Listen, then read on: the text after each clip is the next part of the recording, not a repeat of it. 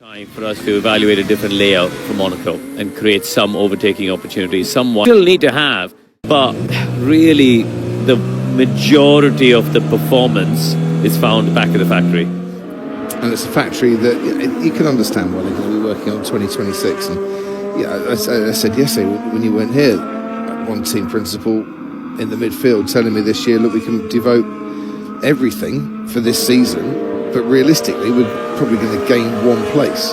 Yeah. So what's the point when we'll then go backwards 4 steps next year? And if you were Alpine, if you were, you're changing engine supply, you need to get the heat exchange numbers from Mercedes, you need to get the cooling systems, you need to get the integration of the new power units and batteries in. There's an awful lot of work for 2026.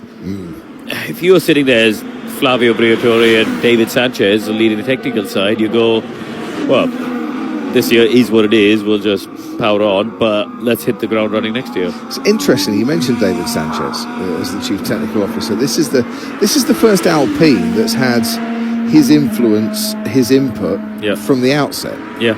So, big year for David Sanchez. Yeah, and I think, but that is a really good example, actually, I think, of a team who have optimized or tried to optimize the car with setup. Yeah. If you look at last year, they this guy in particular, Gasly, in the second half of last year, some brilliant qualifying and really came on strong towards the last 1/3. But that came from unlocking setup and performance and just getting the car more dialed in. So that was a good example. I think David Sanchez, from everything I'm hearing from people at Enstone, both the race team and factory, they've been really impressed with him. They say he's offered a dose of pragmatism and practical thinking of going, right, these are our capabilities. Let's not...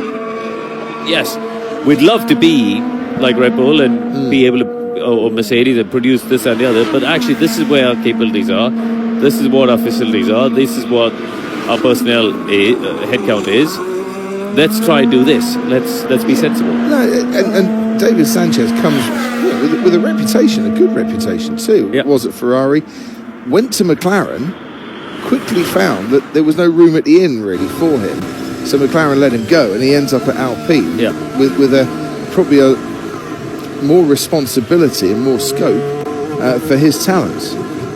Well, McLaren were spoiled for choice, weren't they? Because I think they might right in thinking they got David Sanchez before they realized how quickly they'd get Rob Marshall. Yeah, exactly. And then it was just too many people at the top. So I think it's a win-win for everybody. No, very good point.